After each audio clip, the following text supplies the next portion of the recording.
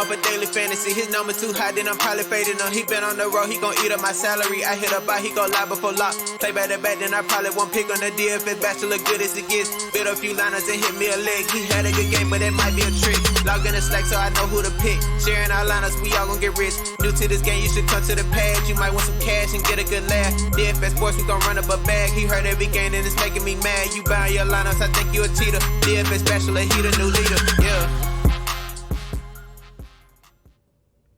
What is up, everyone? Welcome back to the Bachelor Pad. I, of course, am your host, the DFS Bachelor, and we're going to go over our Fanduel and Draftkings NBA slate for Friday, August 21st. Again, it's the same four teams we saw on Wednesday and the same four teams we saw on Monday.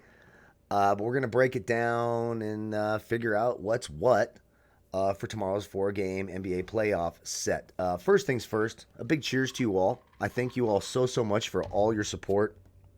All the kind words, the comments, liking the video. Just hitting that like button and leaving a comment does more than you know to help this channel, and I really appreciate that. So thank you all so much for doing that. You guys and gals are doing that in droves, and I truly appreciate it. If you are new to the channel, welcome to the team. Be sure to hit that subscribe button down below. Hit that bell icon. Lots of content. I do apologize for not having an NBA video out for last night. I ran into some technical difficulties, which after I fixed it today, I'm thinking was user error, so it was probably my fault. It's been a very busy few days and week and a half, 2 weeks, and I just think my brain wasn't working properly. You know, I'm around that midlife crisis age, actually probably just past it a little bit, and so those things are going to happen, so I appreciate your patience, but just know, any day that I don't have a video up, I still have my player pool, my projections, cheat sheet set. You can use in the lineup optimizer, mass lineup generators, late swap things. I have it set throughout the day as things change. You can find all that, plus the research tools we use here, you know, usage percentage, history versus the team, percentage of the time players hit value, all of that stuff you can find here on Draft Dashboard. And when you click that link, you can try it right now for 30 days for $1, a 30-day trial for $1. And you get access to my player pool, which is always set whether there's a video or not. You can get access to that by clicking that link in the video description below. You can try it for 30 days for $1. Also, by liking the video, subscribing to the channel, and leaving a comment in the comment section, you qualify for our weekly $25 PayPal giveaway. We announced that on Monday. And also this week, we're doing a separate $50 PayPal giveaway, which I'll announce that winner on Monday's NBA video as well. Sunday night is when we'll do it since the NBA starts so early. You can qualify for that drawing by underneath the Draft Dashboard link in the video description. You'll see a link to sportsbookreview.com's YouTube content. I am honored this year to be part of their NFL coverage where we're handicapping the NFL. We're going to be covering everything this year during the regular season. And right now, during the preseason, since we have no preseason games, we're going division by division. We're going live Mondays, Wednesdays, and Fridays at 1 o'clock Pacific, 4 o'clock Eastern. And if you join that live chat, or even leave a comment after the fact if you can't catch it live because of your schedule, totally understand. You can go to the video comment section, leave a comment, say something nice about your boy. That's right, I am bribing the shit out of you guys and gals, and I don't feel bad about it. I want to look good for the new bosses. So come over there, check us out live. Really appreciate that. And catch one of the older videos. I'll have the link to the older video up because we're not going live again until, you know, Friday at 1 o'clock Pacific. But if you go to that channel and you watch that video and leave a comment, then you can go to the next video. You'll see a reminder thing telling you we're going live. Come join us live. We're going to be talking the NFC North tomorrow. We talked the NFC East on Wednesday. Come leave a comment, join the live show, qualify for that $50 giveaway. So I'm giving away $75 of my own money. It's not sponsored by anyone but yours truly. Again, if you are a small business owner, and you want to sponsor one of these drawings, let me know. Some free advertising to our growing list of viewers. I appreciate that as well. Also, don't forget to check out Overlay DFS. I think I've cashed out like $3,000 over the last like 7-8 days on Overlay. It's a lot of fun. OverlayDFS.com. Be sure to hit them up on Twitter as well at OverlayDFS. Ask them about their first deposit bonus. Great group of people over there. It's a lot of fun, and we just keep winning money over there. Do some bonus giveaways if you beat my score, etc. So lots of fun over there. Be sure to check them out as well. What do we got? A 5-minute intro. I wanted to make this intro like 15 minutes just because of a couple of jackasses. Some people whine, oh, the intro's too long. Well, first of all, fuck you. Okay. I'm sorry that you don't think my time deserves to be, rewarded with some money, but the reason this show is able to grow and become better and cleaner and have more time to do so is because of these wonderful sponsors. And if you don't want to support that or that bugs you, goodbye. Go somewhere else. I'll just mute you from the comment section for life. And if you don't want to watch it, if it pisses you off, see you later. Life will go on for me. So anyways, that is that. As usual, you can follow me on Twitter at DFS Bachelor. Anything important that comes up in the NBA sphere in terms of starting lineups, injuries, etc., I'll have there on my Twitter timeline at DFS Bachelor. So let's get into it. We got 4 games tomorrow again. So right at the top at point guard, we have Kyle Lowry. He's 8-2 on Fanduel, 7-8 on DraftKings, a little bit cheaper on DraftKings. In fact, some of the top plays tomorrow are a little bit cheaper on DraftKings, which I like. I'm always happy when the pricing's a little softer on DraftKings. It's just not, yeah. I mean, when you get to my age, it's always mostly soft. You might get to like 80%, whatever. There you go, title of your sex tape. But I do like Kyle Lowry. The first 2 games, look, Brooklyn's feisty. Even when they were getting blown out game 1, they still managed to bring it back. Kyle Lowry has a nice matchup. He's getting Tyler Johnson and, sometimes Chris Chiozza and, it's always a good matchup for Kyle Lowry. He's 43 and 36 the first 2 games. I like Kyle Lowry. Jamal Murray had a great game 1. Utah certainly played better defense. And one more important factor is Mike Conley is back for tomorrow's game 3. So he's going to see some better defense. Now you would think, Mike Conley's had a few days off. He should be arrested, but let's not forget, I'm a single dad. I remember what it was like to have a baby. Doesn't necessarily mean you got a lot of rest. He was probably very busy, and I'm sure his wife, the mother of the child, is like, hey, motherfucker, you're heading back to Orlando to the bubble. You're going to be staying up and helping me with this baby. So it'll be interesting to see, but he's certainly a better defender than what they've been throwing out there. That means you'll see Jawan Morgan head back to the bench, and you'll see the typical starting lineup for Utah, most likely, of Conley and Mitchell and Ingles and Royce O'Neal and Rudy Gobert. But I still like Jamal Murray's got the upside. He's 7.5 and 7K. You can see at that 7.5 price tag on FanDuel this year, and you can find this exclusively at Draft Dashboard, it shows what percentage of the time, if a player was priced that way during the season, they would have hit 5 times value. He only would have done that 39% of the time at that price on FanDuel. So there is some trepidation there. Kemba Walker. Looks, Gordon Hayward is still out. He only had to play 25 minutes that last game because they ended up blowing, Philly started hot, but then in that third quarter, Boston took over. This is a must win for Philly. He's 7-2 on FanDuel, 6-6 on DraftKings. I love that price on DraftKings for Kemba Walker. I could certainly go there. Mike Conley's back. 32 his last time out against Denver. Now, again, he has yet to be there for the postseason. 5'8 and 5'7. I like Mike Conley. I think he comes out inspired a little bit. I like the upside at his price. Then it's a big drop off. So we'll just quickly cover over some of these 5K and under plays who have some upside tomorrow. Seth Curry, of course. Now, Seth Curry can go out and play 30 minutes and get you a 5 if he's not making his shot. But he's 4-6 on FanDuel, 3-9 on DraftKings. He's played 59 minutes the first 2 games, averaging nearly 30 minutes a game, and scored 45 fantasy points. Of course, you can go to Seth Curry. Tyler Johnson, look, he's not going to get you 40, but he could get you 25, and at 4-2 on both sides, I think that's playable. Shake Milton, he did get a 23 and 29 minutes. I do like the minutes. I like the time that he's on the court. Probably no on the 4-5 on DraftKings. He only hit value 39% of the time at that price on DraftKings, 50% of the time on FanDuel. Monty Morris, Gary Harris ruled out again. Will Barton left the bubble. So there's going to be plenty of opportunities for Monty Morris. It's going to be hit or miss, but he's 3-9 and 3-8. Like last game was, subpar compared to the game before when he had a 29. He still got a 17.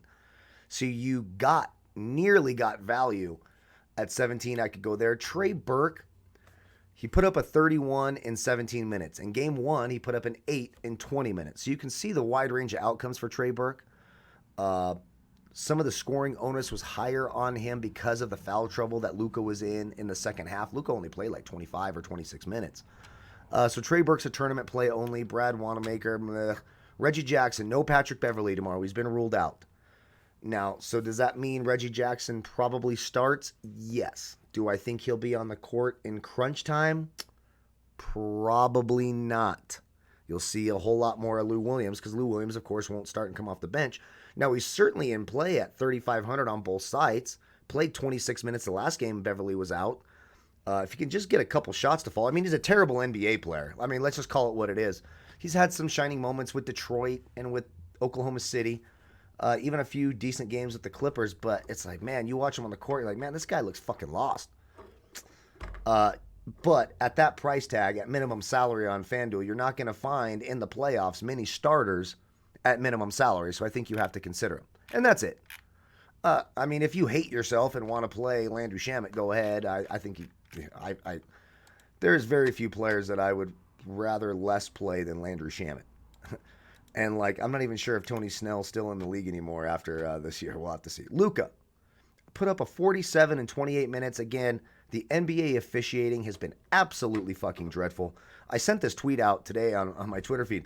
If you actually wanted an accurately officiated NBA game, you'd have to give each coach 75 challenges. They are so fucking bad. I mean, and I've been saying this, God, since, you know, the Lamar Odom, Andrew Bynum. I've been saying this since I was 8 years old, watching Magic and Bird and Michael and the Pistons. And the NBA officiating just gotten worse and worse. You thought it'd be better without the crowd noise, but all they've gotten is more sensitive. You know, they have their heads up each other's ass more than I've ever seen. The NBA officiating sucks. So bad. I don't anticipate Luka having that kind of foul trouble the next game. I think he's in a great spot, and I think he'll be lower owned since he only put up 47, which is still a great score. He's 10-5 and 10-8. Karis LeVert, we talked about this in our last NBA video. He'd be a great pivot from Donovan Mitchell. He played 39 minutes, put up a 41. He had a great first half, kind of tailed off in the second half. But I do like Karis LeVert at 8-4 and 8-1. Donovan Mitchell was still solid. Wasn't, of course, that 57-point, 76 fantasy point outing in game one. His usage will certainly go down with Mike Conley back. I don't know if it'll go down drastically. He's 8-2 FanDuel. I don't mind that there. He's 9-4 on DraftKings. That is not going to happen for me. No, I just won't consider. If I'm making 100 DraftKings lineups, I'll probably have 5 or 10% of that because I just don't think he crushed. You need him to get like 70 to smash value at 9-4. I don't think that's going to happen. I really don't. Paul George, 7-9 FanDuel, 8-3 DraftKings, absolutely must. The Clippers, look, Dallas should be up 2-0. If it wasn't for dog shit officiating in game one where they did that horrible ejection of Kristaps Porzingis, the Clippers would be down 2-0. They need every inch, title of your sex, of Paul George they can get. Fred VanVleet has been nothing short of awesome. 113 combined, or 103. Let me see. Yeah, 103 combined FanDuel points in the first two games of this series, playing all the minutes. Love Fred VanVleet, 7-9 and 7-6. It is a high price tag for him, but he certainly has the upside. Then you get to Lou Will. He's played 31 minutes in each of the last two games, 5-6 on both sides. I like that. Marcus Smart didn't quite live up to what I hoped he would do in game two. That's mostly because they started blowing out the Sixers in the second half. He's still played 29 minutes, put up a 22. He's 5-5 and 5-4. I like his upside. Jordan Clarkson is now no thank you. Not at 5-4 and 5-5, not with Mike Conley back. Now, Clarkson's still going to get minutes. Don't get me wrong, but they're not going to be relying on him as much as they were in the previous two games when Conley was out having the newborn baby. So I like him a lot less. I think I'll probably prefer Timothy Luwawu-Cabarrot, and I can't believe I'm saying that. He's 5-1 on FanDuel. He would only hit value 15% of it. You got to ignore those numbers for him because he's taken on a much bigger role for this team. I like that 4-6 price tag on DraftKings. Josh Richardson, 5K and 4-8. I could go there. Norman Powell. I'm surprised his price didn't go up more. They finally were like, hey, let's give you some minutes. We need your scoring. And all he does is respond every single time. 4-9 and 4-3. Toronto's up 2-0. There's no reason to think they won't go up 3-0. But if Brooklyn is playing good defense, they're playing inspired, and Toronto's having a hard time scoring, Norman Powell's going to see the minutes. And on the flip side, if Toronto's beating the shit out of an under-talented Brooklyn team, Norman Powell will also see the minutes. So I like Norman Powell quite a bit. Alec Burks had a big drop-off. I wouldn't shock me if he had a bounce back. He's a tournament play at 4K and 4-1, and that's it. There's no one else. Like Torrey Craig, 27 minutes and puts up a 5. I mean, can you be any more useless on the court than Torrey Craig? No. You simply can't. If you want to sprinkle him in, if you're playing max entries, I suppose you could go there. Let's go to small forward. Kawhi Leonard, 9.7 and 9.6. Now listen, he got to 50, and that's great in 40 minutes, and I think he could do it again. I normally don't like paying 10K for Kawhi Leonard. If you look at that price, he'd hit value less than 50% of the time at that price this year. I can't remember who commented on that, but I mean, you could have all the opinions you want in the world, but facts are facts and stats are stats. It's typically a high price tag for Kawhi. Now, this is playoff Kawhi, so he's going to have more usage. So, yeah, I think he's in play. He's not my favorite play on the slate tomorrow, but he's certainly in play. Siakam. It's been very, very interesting. I just pulled up Bomani Jones right there. Pascal Siakam, 7.7 and 7.3. I love the price on DraftKings. At 7.3 on DraftKings this year, he would have hit 5 times value 71% of the time. The interesting thing about Siakam is since the restart happened, I think he's gone over 40 fantasy points once, and he has yet to hit 50. In his last 4 games against Brooklyn, 37, 34, 31, and 36. So history is not on his side. I like the price on DraftKings. I don't mind it so much on Fanduel. I think he and Tobias Harris are a bit overpriced. If I had to choose between the two, especially on DraftKings where Siakam's cheaper, I'll take Siakam. Now, make no mistake about it. You should see an inspired Sixers team tomorrow. It's a must-win. They're down 2-0. They have way too much talent, even with Ben Simmons not being on the court, to be embarrassing themselves this way. It's sad to watch. And a lot of it's because Brett Brown is probably one of the worst coaches you're going to find in pro sports. I mean, you got like Mike McCarthy and Brett Brown. I mean, they're fucking terrible. Maybe on FanDuel a little bit for Tobias Harris just because it's a limited position. Jaylen Brown, we were worried about that quad injury. He only put up a 31 in 28 minutes. Again, they ended up winning that game by 23 points, 24 points, and blowing him out in the second quarter, so they didn't need him in crunch time. I expect this to be a competitive game, so yes, I do like Jaylen Brown, and he seems like he's fine with that quad injury. Then we drop down to the 5-7 range. Joe Ingles, yeah. Now, listen, it's not going to be the same type of involvement in the offense with Mike Conley back that Joe Ingles has still had, but he could certainly hit value at 5-7 on both sides. Tim Hardaway's played 72 minutes over the first 2 games of the series. He's going to be on the court a ton. They need his shooting. They need his spacing. He can get hot at 29 and a 27. He's 5'3 and 5'2. I could go there. Garrett Temple, 4'9 and 5'1.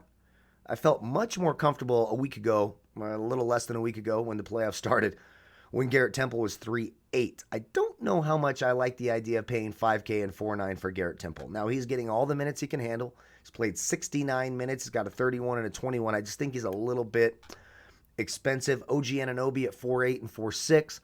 I could consider that. Here's the thing. So he's got a 28 and a 26. He's certainly gotten the value, and he's been solid.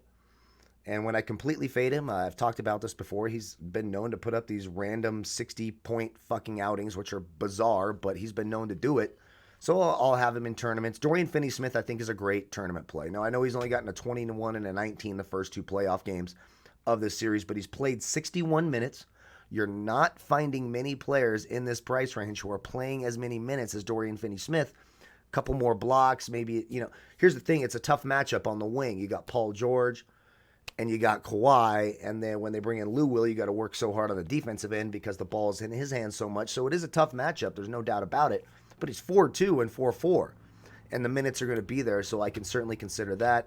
Matisse Thybulle, listen, 3-6 on both sides, had a horrible game too, only put up a 5 in 24 minutes. I certainly think he outscores that 5 / #hot take, right? But no, he's got some upside. I mean, he put up a 20 in game 1. If he gives you a 20 at 3-6, you're okay with that. And then that's it the rest of the way down at small forward. Let's go to power forward. Cheers again, you guys. Don't forget to hit that like button. I appreciate that. Subscribe to the channel if you haven't. Click the link, try Draft Dashboard. Qualify for the $50 giveaway. Go down and check out Sportsbook Review. Check out our NFC East video and be sure to catch us live. 4 Eastern, 1 Pacific at Sportsbook Review. You can follow them on Twitter at Sportsbook Review at SBR Sports Picks. That's what it is on Twitter. There'll be a reminder with a link to everything. I'll be tweeting that out. Come check us out live. Leave a nice comment. Make your boy look good. I appreciate that. So you got Jason Tatum now, back-to-back monster games. 104 points the first 2 games, a 47 in only 30 minutes. He played 41 minutes the first game. Without Gordon Hayward, Jason Tatum, they need Jason Tatum. He's the best player on that team. 9K and 9.2 is a big price. He's only hit value 43% of the time this year when priced in that range. But he is playing out of this world. This is not your normal playoffs. Now, normally, Boston would be up 2-0 and you'd be going back to Philly for Game 3. They didn't go back to Philly for Game 3. They went back to the hotel, and they're going right back to that same court. So I do think it changes some things. It'll be interesting for me to see how Philadelphia responds if they do something different defensively on Jason Tatum. So there is some risk just because of the mental aspect. And if you follow the NBA as long as I have, you know how things go. When most teams are down 2-0, when they have the talent of Philly, they come back and they dominate Game 3, right? Well, we'll have to see if that happens in the bubble without fans. It'll be a little different. Kristaps Porzingis, he's 8'5" on both sides. I'm going to have exposure to him. He is dealing with a knee issue.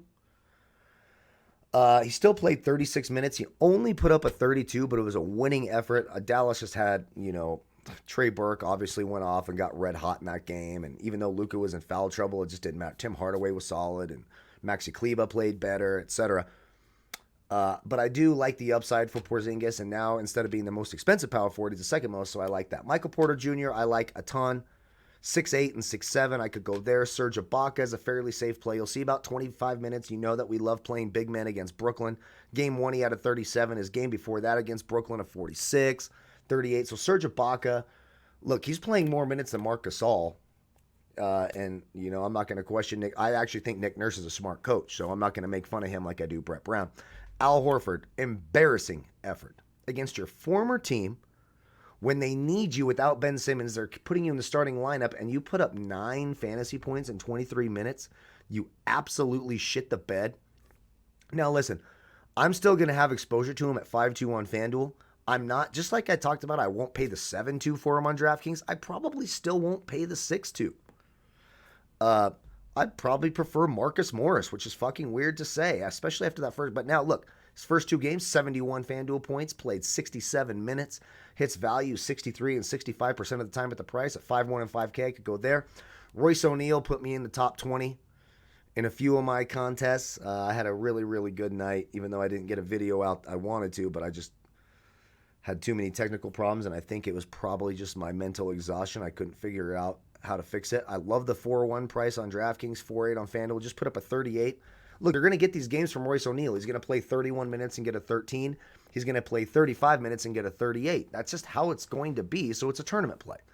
Jeremy Grant, the same thing, tournament play, 4.7, 4.5. Tice really saw his minutes reduced. I think they realized once Joel Embiid gets rolling, Daniel Tice just doesn't have the size or the ability to hang with Joel Embiid. So you saw more Enes Kanter and you saw more Grant Williams, who played 20 minutes. He could be an okay GPP dart throw only. And look, he only played 2 minutes game 1 and then played 20 minutes the last game. Maxi Kleber, again, that's a tournament dart throw. Paul Millsap, there's not a lot of upside there with the minutes that he's getting. And then everything else is a hard no. Juwan Morgan will not get the minutes that he's been getting in the first 2 games with Mike Conley returning tomorrow. Joel Embiid is certainly in play. And look, he has responded. He's played very, very well. The big problem with Joel Embiid and the big problem with the Sixers overall is they turn the ball over too much.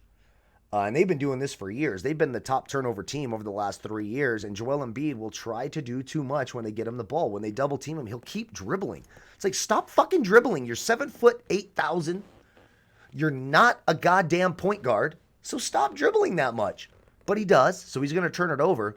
but he's also going to have a massive usage rate. You could see 38 and 30% usage rate over the first two games, at 51 and a 52. He's certainly in play. Jokic is the same thing, at 51 and a 48. Jokic plays point center. Jokic is a much better ball handler and overall offensive player than Joel Embiid is. I like them both. I'll probably take the savings on Jokic. That series is 1-1. Should be a fun game. He's 9-4 and 9-3. I don't mind Rudy Gobert either. 4-4 and 3-7. He's 7-8. He's put up 44 and 37 points over the first two games, and he's fairly priced at 7-8 on Fanduel and 7-4 on DraftKings. Jared Allen has been surprising for me. It's a pretty tough matchup. Toronto is very, very good with their interior defense. They were number one in terms of defense versus position against opposing centers this year, but he's put up a 33 and a 30 and a 44. The thing is, he just has to play a ton of minutes. As long as he can stay out of foul trouble, Jarrett Allen can get there, and he'll be very low owned. One of my favorite center plays tomorrow. This is his third game back. You can see how the minutes increase from 14 minutes game one to 21 minutes game two. Now, the production didn't increase, but we all know if Montrezl Harrell gets his typical 25 to 30 minutes off the bench, he's got 40-point upside. He is 4-1 on DraftKings, 4-7 on FanDuel, and the real beauty about this is he has not gone off yet, so his ownership is not going to be through the roof right now as I anticipated. Again, we'll have the projected ownership here on Draft Dashboard as well. You can click that link, try for 30 days. I like Montrezl Harrell a lot. I think tomorrow is sort of the return coming out party. I think he's more in shape. He's been with the team. He's ready to go. I think the minutes increase again up into those high 20s, maybe low 30s if it's a close game. 4-7 and 4-1 on DraftKings. You could see he would have hit 5 times value 89% of the time at that price on DraftKings. Then some value centers. So that does certainly lower the ceiling for Zubats, who did not have a great game, but I think he's in play. Marcus Gasol, I'm over that. Enes Kanter, I guess, if you want to take a dart throw on that. Everything else, no fucking thank you. So that's my early look at Friday's NBA slate. Again, you can click that link in the video description below. You can try Draft Dashboard for 30 days for $1. When you do, how you find my player pool, again, you have to use that link. I don't have some like magic button that like some people say, hey, sign me up and hook. I'm just a dude who gets paid to promote the tool, man. What do you want from me? And I think they do a great job, and I've gotten to know them well. I wouldn't promote it, but you have to use that link. You can click it. When you do it, try it for 30 days for $1. How you find my player pool is you click that watched players tab over here on the left. Now, if you don't have your screen zoomed out like I do, how you would find it is here at the top left corner. You'll see a menu bar. Click watched players, and that'll have all the players that you've highlighted in your player pool. And if you've used that link, you'll see a blue box at the top that says Watch DFS Bachelor's Picks, and that will highlight my player pool so you can compare the two. You can use mine in the lineup optimizer. It also gives you a timestamp in Eastern time for when I last updated my player pool.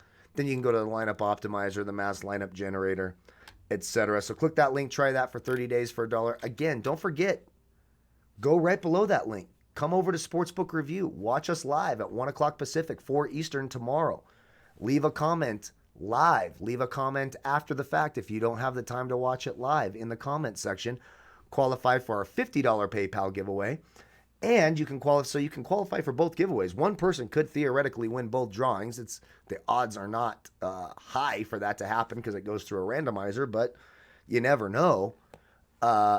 You can qualify for the $25 PayPal giveaway just by liking this channel, liking this video, subscribing to the channel, and leaving a comment in the comment section. Don't forget to check out Overlay DFS.